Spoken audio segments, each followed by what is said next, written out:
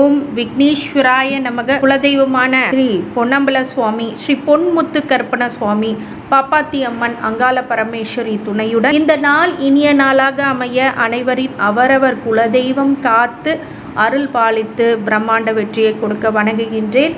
இன்று பிறந்த நாள் மற்றும் திருமண நாள் காணும் அனைத்து சொந்தங்களுக்கும் என்னுடைய நல்வாழ்த்துக்கள். 2025ஆம் ஆண்டு உங்களுக்கு நல்ல வருடமாக நல்ல வளமும் நலமும் பெற வாழ்த்துக்கள்.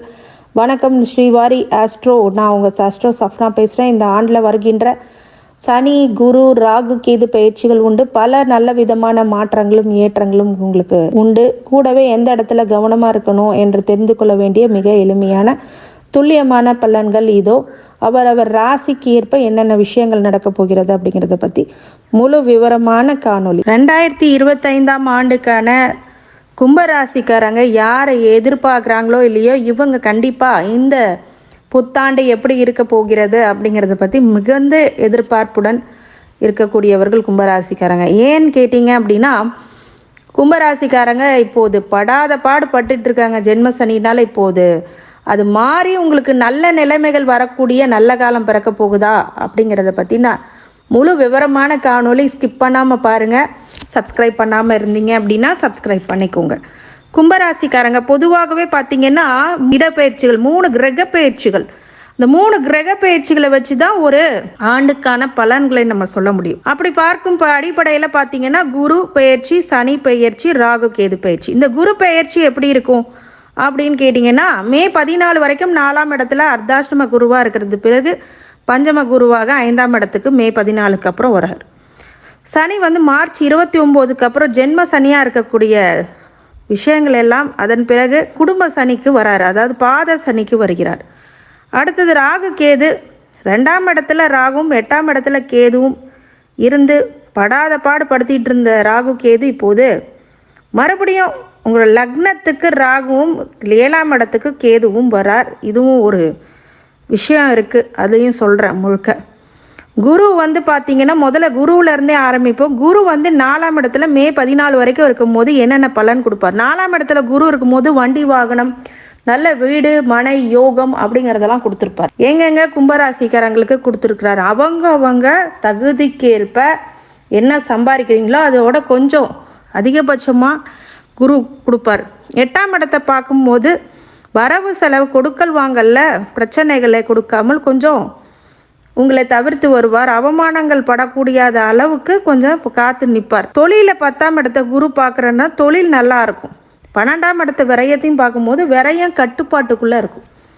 அடுத்தது குரு 5ஆம் இடத்துல பஞ்சமஸ்தானத்துக்கு வரும்போது 9ஆம் இடத்தை பார்க்குறார். அப்போ பூர்வ புண்ணியத்தை பார்க்குறார். பூர்வ புண்ணியத்தினால் கிடைக்கக்கூடிய எல்லாமே பூர்வ புண்ணியமும் உங்களுக்கு கிடைக்கும். குலதெய்வ அனுகிரகமும் குரு 5ல் வரும்போது கிடைக்கும். பார்க்குற பார்வை 9ஆம் இடத்தை பார்க்கும் போது என்ன ஆகும், பாக்கியம் கிடைக்கும். அப்போ மே 14க்கு அப்புறம் பாக்கியங்களை கொடுக்கக்கூடிய குருவாக வராரு. அது ரொம்ப சிறப்பு. 11ஆம் இடத்துல லாபத்தையும் கொடுக்கக்கூடிய இடத்தையும் பார்க்குறார். அதே மாதிரி ராசியும் பார்க்குறார். அப்போ 3மே ரொம்ப சிறப்பான பார்வை, குரு பார்வை. அப்போ இந்த குரு மே 14க்கு அப்புறம் சூப்பராக இருக்குது குரு பயிற்சி கும்பராசிக்காரங்களுக்கு. சரிங்க, சனியை சொல்லுங்கள். பயிற்சி சனி உங்கள் ராசிக்கு இருந்து 3, 7, 9 அப்படிங்கிற முக்கியமான பார்வையினால உங்களுக்கு கஷ்டப்படுத்தினார். ஜென்மத்துக்கு படாத பாடுபடுத்தினார். முயற்சியில் தடையை கொடுத்தார், ஜெயத்தில் தடையை கொடுத்தார், பார்ட்னர்ஷிப்பில் பிரச்சனையை கொடுத்துருப்பார். லைஃப் பார்ட்னர் விஷயத்தில் இல்லைங்க, லைஃப் பார்ட்னர்லாம் நல்லா தாங்க போயிட்டுருக்கு அப்படின்னா ஏதாவது ஆக்சிடென்ட்ஸோ இல்லை அறுவை சிகிச்சையோ கண்டிப்பாக நடந்து வாழ முடியாத 2 பேர் ஒத்து வாழ முடியாத நிலையில் சனி பார்த்துருப்பார். 10ஆம் இடத்தை தொழிலை பார்க்கும்போது தொழில் நிலைகளை கெடுப்பார். தொழிலுடைய சூட்சமத்தை அவர் அந்த பாவகத்தை கெடுப்பார். அதனால் அதில் உஷாராக இருக்கணும். இப்போது மார்ச் 29க்கு அப்புறம் பாத சனிக்கு வரப்போகிறார். இதுவே பெரிய நல்லது. ஃபஸ்ட்டு ஜென்மத்திலேருந்து முதல்ல இறங்குறதே கும்பராசிக்கு மிகப்பெரிய தலைவலி, மிகப்பெரிய உயிரை காப்பாற்றிக்கிற விஷயம் இந்த பாத சனிக்கு வர்றது. பாத சனிக்கு வந்துட்டார். அப்போது நல்ல விஷயங்கள் நடக்குமா? எந்தெந்த இடத்துல கவனமாக இருக்கணும்? 4ஆம் இடத்த வண்டி வாகனத்தில் கவனமாக இருக்கணும். ப்ராப்பர்ட்டி விஷயத்தில் கவனமாக இருக்கணும். தாயார் உடல்நிலையில் இருக்கு, இல்லை தாயார் சொத்துல பிணக்கு வரும். 8ஆம் இடத்தையும் பார்க்குறார் அப்படின்னா அசிங்க அவமானம், கொடுக்கல் வாங்கல், மாங்கல்ய தோஷம் இதெல்லாம் ஏற்படக்கூடியதாக இருக்கும். 11ஆம் இடத்தை பார்க்குறார் அப்படின்னா லாபத்தை குறைப்பார், சங்கடத்தை கொடுப்பார், இந்த மாதிரி விஷயங்கள்லாம் பண்ணுவார். அப்போ ஒன்று என்ன பண்ணணும் அப்படின்னா 11ஆம் இடத்தை பார்க்கிறார், லாபத்தை குறைப்பார், தொழிலை கெடுப்பார். இப்போ தொழிலை நீங்கள் பார்த்து வச்சுக்கணும், தொழிலில் ப்ராப்ளம் வராத பார்த்துக்கணும். இதுதான் விஷயம். சனி லக்னத்துலேருந்து பார்க்கும்போது இந்த 3 விஷயத்தில் கவனமாக இருக்கணும். ஆனால் பாத சனி பொருளாதார நெருக்கடியை கொஞ்சம் கொடுக்கும், தன குடும்ப வாக்கு அப்படிங்கிறதெல்லாம் உங்களுக்கு கெடுத்து விடும். அதனால் அதில் கொஞ்சம் ஜாகிரதையாக இருங்க. அதுக்கப்புறம் கோச்சார பலன்கள் நம்ம பார்க்கும்போது ராகு கேது 2-8 இருக்கும்போது சர்பதோஷங்களை, இப்போ ஜென்மத்துக்கு வரக்கூடிய ராகு ஒரு சில மனசங்கடங்களை கொடுப்பார். கேது 7ஆம் இடத்துலேருந்து இந்த பார்ட்னர்ஷிப்பில் பிரச்சனை, பிஸ்னஸ் பார்ட்னர், லைஃப் பார்ட்னரில் ப்ராப்ளம் அது கொடுப்பார். அதனால் அந்த இடத்துலையும் நீங்கள் கவனமாக இருக்கும். அப்போ எங்களுக்கு நிம்மதியே இல்லையா அப்படின்னா குரு நல்லா இருக்கிறார், சரிங்களா? சனியும் நல்ல நிலைக்கு தான் வராரு, ஜென்மத்தை விட்டு இறங்குறாரு, அதுவே மிகப்பெரிய ஒரு நல்ல பாக்கியம். ராகு கேதுக்கு மட்டும் வெள்ளிக்கிழமை காளியம்மன் வழிபாடு பண்ணுங்கள், ரொம்ப நல்ல பலனை கொடுத்துரும். கண்டிப்பாக திசாபூத்தி வாரியாகவும் உங்களுக்கு பிரச்சனைகள் இருக்கான்னு பார்த்தீங்கன்னா கண்டிப்பாக அவிட்டம், சதயம், பூரட்டாதி இந்த 3 நட்சத்திரத்துக்கும் திசை அவிட்டம் செவ்வாய் திசை, சதயம் ராகு திசை, பூரட்டாதிக்கு குரு திசை. செவ்வாய்க்கு 3-10க்கு அதிபதி செவ்வாய். அப்போ செவ்வாய்க்கு பார்த்தீங்க அப்படின்னா உங்களுக்கு பிறக்கும் போதே அவிட்ட நட்சத்திரத்துக்காரங்களுக்கு 3ஆம் அதிபதி அவரே, 10ஆம் அதிபதி அவரைங்கிற தொழிலை கொடுத்துருவார். உங்கள் வீட்டில் உங்கள் பெற்றோர்களுக்கு தொழிலை கொடுப்பார். ஆனால் மறைவு விஷயங்கள் நிறைய பிரச்சனைகள், உபஜயஸ்தானம், முயற்சிகள்னால் நல்ல தொழில் அமையக்கூடியதாக இருக்கும். ராகு என்ன பண்ணுவார்?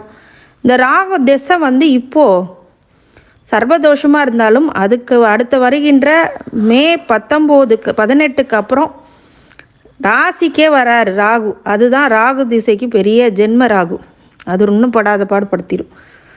அதனால் ராகு திசை இருக்கிறவங்க ரொம்ப கவனமாக இருங்க. ராகு திசையை பற்றி முழுமையாக தெரிஞ்சுக்கணுன்னா உங்கள் ஜனன கால ஜாதகத்தை அஸ்ட்ரோ கன்சல்டேஷனுக்கு இந்த நம்பருக்கு கால் பண்ணி பேசுங்க.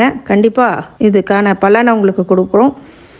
குரு 2ஆம் அதிபதியும் அவரே, 11ஆம் அதிபதியும் சுபிட்சம், தன குடும்ப வாக்கு அமையும், நல்ல குடும்பம் அமையும், நல்ல மகிழ்ச்சியான உறவுகள் அமையும். 11ஆம் அதிபதியும் அவரே அப்படின்னா லாபத்தை அதிகமாக கொடுப்பார். சனி ராசி அதிபதியும் அவரே, விரையாதிபதியும் அவரே. அப்படிங்கும்போது சனி திசையில் உங்களுக்கு விரயத்தை அதிகமாக கொடுப்பார். இந்த சனி திசையில் தான் கொஞ்சம் ஜாகிரதையாக இருக்கணும். சரியான முடிவு எடுக்க மாட்டீங்க, தப்பாக முடிவு எடுத்துகிட்ருப்பீங்க. இது மாதிரி நிறைய பாதகமான சூழ்நிலைகள் வரும். புதன் திசை 5ஆம் அதிபதியும் அவரே, 8ஆம் அதிபதியும் அவரே. குழந்தை செல்வம், குழந்தையினால் மேன்மை, குழந்தையினால் சந்தோஷம் அப்படிங்கிறதெல்லாம் இருக்கும். 8ஆம் அதிபதியும் அவரே அப்படிங்கிறதுனால கோர்ட்டு கேஸு, வம்பு வழக்கு, அதே மாதிரி அசிங்க அவமானப்படுறது, இந்த மாதிரி விஷயங்கள், போக்குவரத்து, கொடுக்கல் வாங்கல ஜாகிரதையாக இருக்கிறது இந்த புதன் திசையில் இருக்கணும். புதன் திசையில் கல்வி கேள்விகளில் உங்கள் மகளுக்கு நல்லாயிருக்கும்.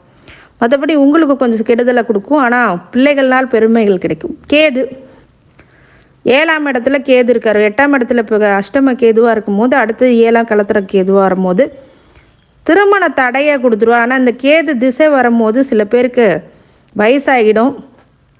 உங்கள் குழந்தைங்களுக்கு நீங்கள் பார்த்துட்ருக்கீங்க அப்படின்னா ஒரு சில தடைகளை கொடுக்கும்.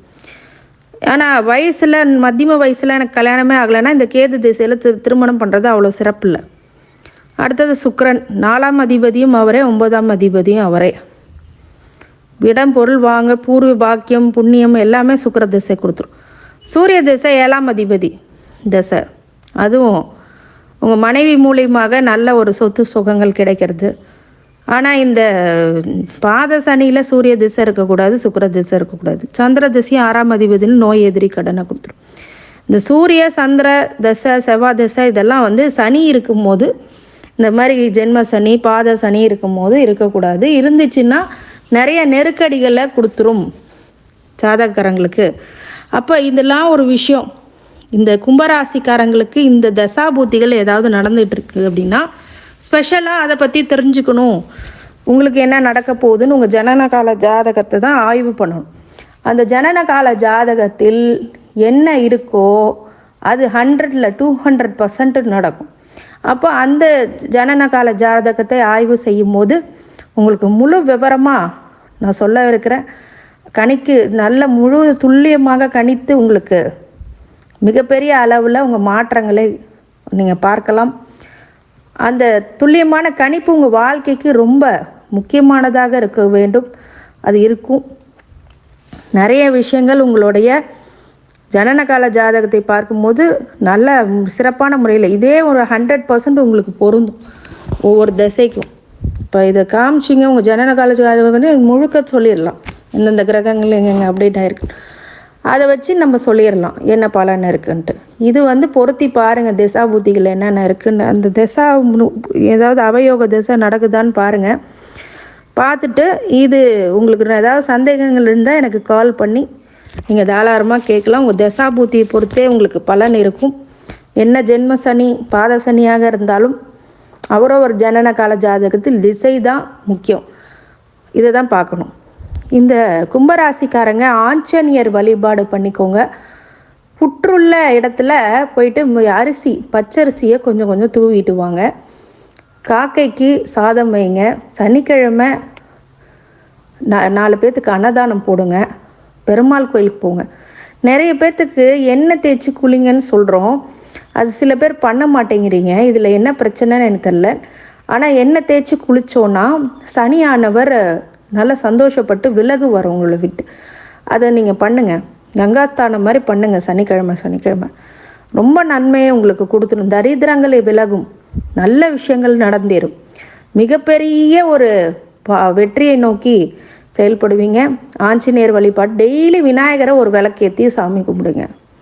எங்கே இருந்தாலும் விநாயகர் வருவார். அதே மாதிரி ஆஞ்சநேயர் வழிபாடு, அப்புறம் குலதெய்வ வழிபாடு ரொம்ப முக்கியமானது. அன்னதானம் ரொம்ப முக்கியமானது. இந்த 4 விஷயங்கள் பண்ணிங்கனாலே இந்த சனி பெரிய பாதிப்புகள்லேருந்து வெளிவரலாம். தசாபூத்தி ரீதியாகவும் செவ்வாய் திசை நடந்துச்சுன்னா முருகனை வழிபடுங்க. ராகு திசை நடந்தால் காளி தேவியை வணங்குங்க. குரு திசை நடந்துட்டு இருந்தால் தட்சிணாமூர்த்தியை வணங்குங்க. சனி திசை நடந்துட்டு இருந்தால் ஆஞ்சநேயரை வழிபடுங்க.